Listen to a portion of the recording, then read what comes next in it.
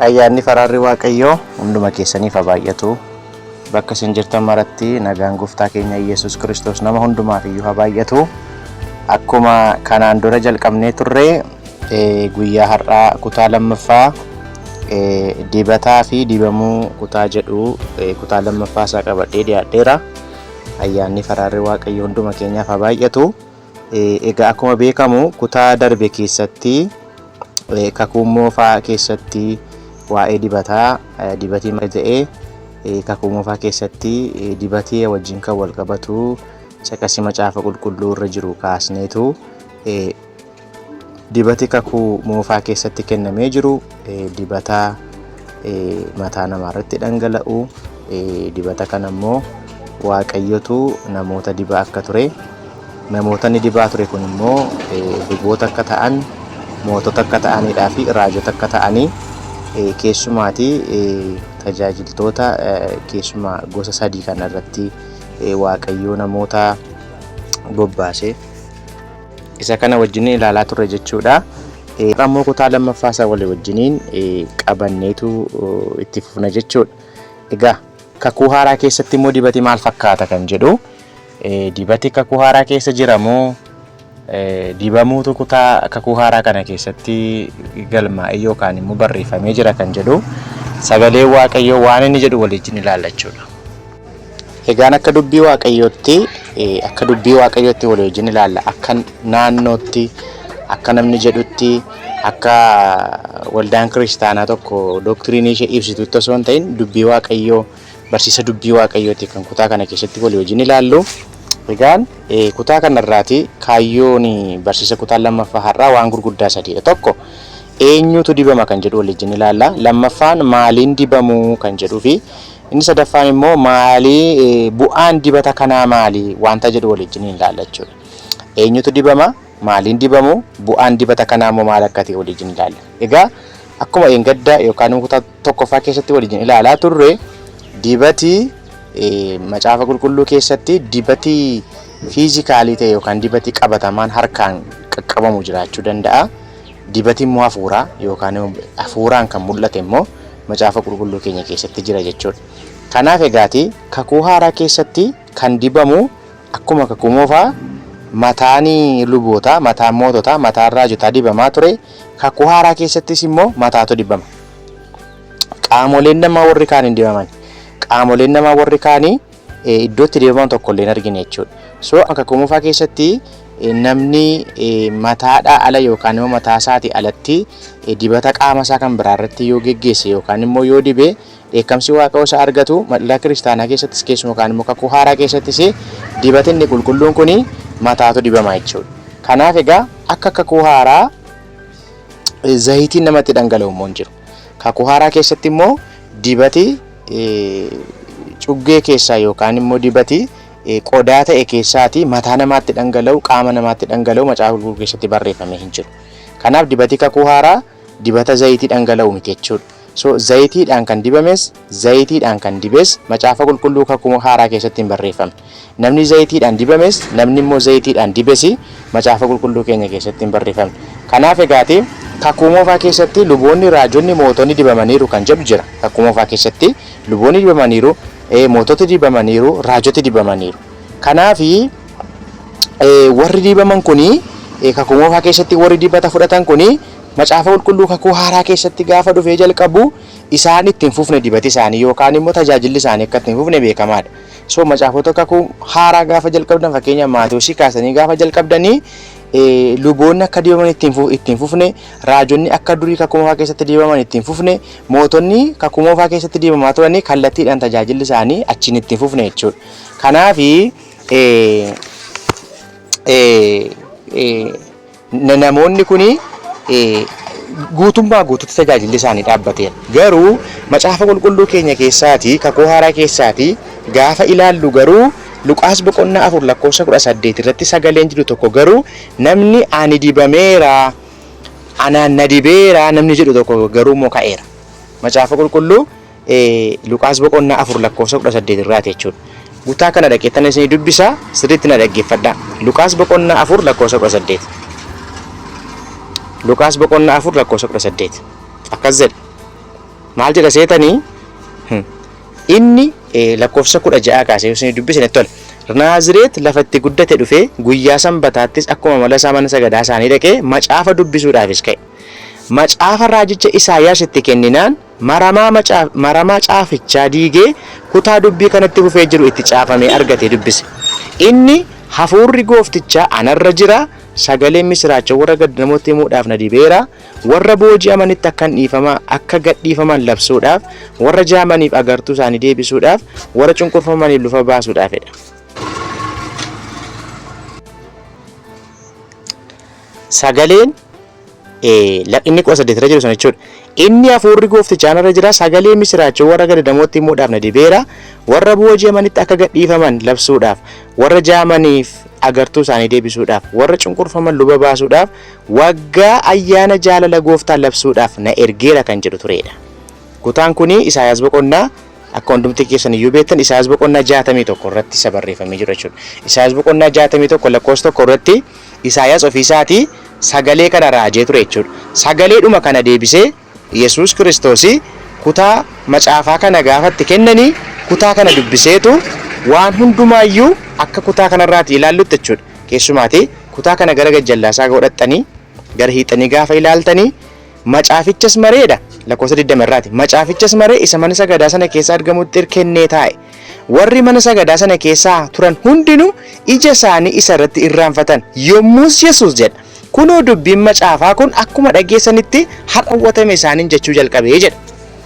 Yesuustu maal jedha? Dubbiin macaafaa yookaan immoo raajiin inni macaafaa kana keessatti barreeffamee jiru akkuma isin amma dhageessanitti akkuma inni dubbisee ture sanatti har'a raawwatamedha. Kana jechuun inni kanaan dura raajamee ture suni inni ani amma dhufeera. Isa raawwii isa Isaayyaas boqonnaa 61 irratti waa'ee kanaan raaje sana inni amma qabatamaatti dhufeera, inni amma har'a raawwatameera. Egaa macaafa qulqulluu keessatti akkuma waa'ee raajii dubbatu raajiin tokko gaafa dubbatamu guyyaan itti raawwatamu jira. Qilleensuma irratti nafu raajummaa yookaan immoo sagalee raajii dubbachuun. So raajiin dubbatame suni utuu hin jaallatiin guyyaa Waaqayyo wanta sanaaf yookaan immoo dubbii sanaaf kaa'e sanatti guyyaan itti raawwatamu dhufa. Kanaaf Yesuus har'a guyyaan kun ta'eera. Guyyaa har'aa kana inni isin gurra keessaniin dhageessan dubbiin macaafichaa yookaan inni macaafa sana keessatti waan Isaayyaas raajee barreesse suni amma har'a raawwatameera ittiin jedhe. Kanaaf iyyuu kakuu haaraa keessatti namni dibame yookaan immoo dibame namni dhufe gooftaa keenya Yesuus Kiristoos duwwaadha. Egaa Yesuus Kiristoos maaliin dibame? Maqaan isaa Yesuus Kiriist yookaan immoo Kiristoos jechuudha. Kiristoos jechuun isa dibame jechuudha. The anointed one. Gaafuma dhufee tajaajila qabu ani dibameera jedhee jalqabe Yesuus. Jechuun dibameeti kan yookaan immoo dibata sana ani dibameera yookaan immoo ani dibata kana fudhadheera ani ergameera jedheeti gara tajaajilaatti kan inni jalqabe. Kanaaf dibamuun akkuma kakuu keessatti ilaalaa turre dibamuun Waaqayyo yeroo inni itti hojii namni tokko hojjechuu hin dandeenye fakkeenyaaf ana dibeera yoo ta'e hojii ani qofti hojjechuudhaa qabu namoota biyya lafaa kana keessa addatti na baasee gaafa inni hojii isaatiif yookaan immoo karoora isaatiin na bobbaafatu jechuudha. Adda baafamu jechuudha dibatii wanta ta'eedhaaf. Yesuus Kiristoos egaati zayitiin itti nam'ine kutaa kana gaafa dubbifannu wanti addaa ta'e iddoo kanatti hin jiru garuu ana dibeeraadha. Ana dibeera inni jedhu kuni isa inni hafuura qulqulluutiin adda baafamedha jechuudha. Gooftaan keenya Yesuus Kiristoos gara biyya lafaa gaafa dhufe sagaleetu nama ta'e. Waaqayyotu foon uffate. Kanaaf egaati dibamuun Yesuus adda baafamuu isaati. Dibanni Yesuus hafuura qulqulluudhaan adda baafame. Zayitiin itti nam'e tokko illee hin jiru yookaan zayitiin itti dhangala'e tokko illee hin jiru. Sababiin isaas hojii ergamootaa boqonnaa 38 inni hojii seexanaa diiguudhaaf dibame yookaan immoo adda baafame hafuura qulqulluudhaan dibame adda baafame hojii seexanaa diiguudhaaf jedha. So warra cunqurfaman fayyisuudhaaf jedha, warra dhibaman fayyisuudhaaf jedheetu adda baafameedha. So adda baafamuun Yesuus dibata zayitiidhaan adda baafame osoo hin taane hafuura qulqulluudhaan adda baafame. Maal jechuudha? Yesuus waan Yesuus hojjete yookaan immoo waan Yesuus lafa kanarra gaafa jiraataa ture raawwate isaa ala namni tokko raawwate hin jiru. Yesuus ala namni raawwate hin jiru. Fakkeenyaaf Yesuus hafuura moota baaseera. Gaafa hafuura moota baase Yesuus maqaa kootiin hafuura isin keessa nama kana keessaa bahin jenne. Akka nuti amma maqaa Yesuusin akkana ta'e jennu Yesuus maqaa isaatiin fayyadamne. Kanaaf dibata Yesuusidhaa wajjin kan wal qabatu ኢየሱስ የተቀባ ነው ወይ ደግሞ anointed one kan dibamedha Yesuus Kiristoos jechuun isa dibame afaan Giriikii isaatti Kiristoos afaan Hibriyuun isaa Meesiyaa kan jennu sana jechuudha. So Kiristoos inni jedhu kuni taayitilii yookaan immoo maaraga sadhamu jechuudha afaan Amaariffaatiin. Taayitilii isaadha.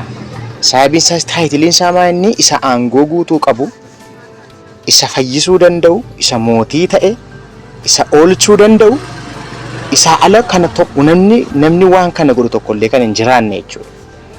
So lafa kanarratti hojii kana hojjechuudhaaf dhufe Yesuus. Hojii kana fiixaan baasuudhaaf dhufe Yesuus. So dibamuu isaa kanaa wajjin keessumaa Luqaas 4:8 kaafne gaafa ilaallu isa nama fayyisuudhaaf argame. Isa nama fayyisuu danda'u, isa oolchuu danda'u, isa waan hundumaa fiixaan baasuu danda'u. Keessumaati waan kakuu moofaa keessatti karaa raajotaa, karaa lubootaa, karaa moototaa jala qabame hojjetamaa ture sana, isa gaaddidduu ta'e ture sana qaamaan dhufeetu waan kana isaan fiixaan baase. Kanaaf nuuf Yesuus isa waan hundumaa fiixaan baasedha. Nuuf kan dibame Yesuus duwwaadha. Waldaa kiristaanaatiif kan adda baafame Yesuus Kiristoos duwwaadha. Namoota hundumaatiif biyya lafaa kana keessaati namoota hundumaatiif waan isaan barbaadan hojjechuudhaaf, waan isaan barbaadan isaaniif guutuudhaaf aaboo kan qabu, aangoo kan qabu isa dibame Yesuus Kiristoos duwwaadha. Galanni ulfina maqaa isaatiif haa ta'u. Kanaaf Yesuus namni akka Yesuus hin jiru. Namni akka Yesuus fayyisu hin jiru. Namni akka Yesuus aarsaa nuuf ta'e hin jiru. Namni akka Yesuus Kiristoos waan hundumaa fiixaan nuuf baase hin jiru. Namni akka Yesuus seexana qaanesse hin jiru. Namni akka Yesuus fannoo irratti nama hundumaaf saba hundumaaf du'e hin jiru. Kanaaf inni isa nuuf adda baafamedha. Kanaaf inni nuuf isa dibame sanadha jechuudha Yesuus Kiristoos. Galanni ulfinni maqaa isaatiif haa ta'u. Kanaaf egaati kakuu moofaa keessatti tajaajilli kakuu moofaa keessatti jalqabe karaa isaa fiixaan baafame. Karaa isa dibame kanaa fiixaan baafame. Aarsaan inni aarsaa ta'es inni aarsaa dhiyeessus karaa isaa fiixaan baafame. Raajummaan karaa isaa fiixaan baafame. Afaan Waaqayyoo ta'ee bara isa dhumaa kanatti kan nutti dubbatame karaa isaati. Macaafa qulqulluu keessatti jechuudha. Mootiin moototaa isa jechuudha. Egaa mee qabxii tokko itti daballeetu akkama turreetti fudhannee sagantaa keenya guyyaa har'aa goolabna yookaan kutaasa kana goolabna. Yesuus hojiiwwan kakuu moofaa fiixaan baasee jenneerra. Kakuu moofaa keessatti namoonni hojjechuudhaaf kan isaan dibaman jiru. Fakkeenyaaf luboonni aarsaa dhiyeessuudhaaf dibamaniiru. Raajonni afaan Waaqayyoo ta'anii dubbachuudhaaf dibamaniiru. Moototni saba Israa'el geggeessuudhaaf dibamaniiru. Kakuu haaraa keessatti inni kuni fiixaan ba'eeraa jenneerra. Keessumaati mootii inni jedhu Yesuus mootii ta'uunsaa amma nama hundumaa biratti waadhiisu iyyuu malee Yesuus mootiidha. Kanaaf Yesuus isaan kana sadan fiixaan baasee jenna. Isaan kun sadanii kakuu moofaa keessatti gaaddidduu ta'anii haa mul'atan iyyuu malee kakuu haaraa keessatti immoo Yesuusin fiixaan ba'anii jenneerra. Mee tokko tokkoon ishee kana ilaalleetu sagantaa keenya goolabna. Kanaaf amma tokko Yesuus raajiidha. Yesuus raajiidha. Maal jechuudha raajiin? Jechi hiiki raajii jedhu macaafa qulqulluu keenya keessatti gaafa dubbatu Ibroota 1:1-2 akkas jedha. Bara duriitti Waaqayyo karaa raajotaa afaan raajotaatiin karaa garaagaraa dubbataa tureera. Bara sadhumaa kanatti garuu ilma isaa tokkichaan nutti dubbatee jedha. Jechi raajii jedhu kuni kakuu moofaa keessatti Waaqayyo kan inni ittiin beekamaa ture, kan inni ittiin argamaa ture, kan inni ittiin gara fuula duraatti maal akka ta'u hojjetamaa dubbatamaa kan ture karaa raajotaati. Kakuu moofaa keessatti raajii jechuun afaan Waaqayyoo jechuudha. Afaan Waaqayyoo ta'e isa dubbatu jechuudha. Namoonni waan Waaqayyo dubbate, waan Waaqayyo jedhe, yaada Waaqayyo hubachuu gaafa barbaadan gara raajotaa dhufanii Waaqayyo maal jedheedha.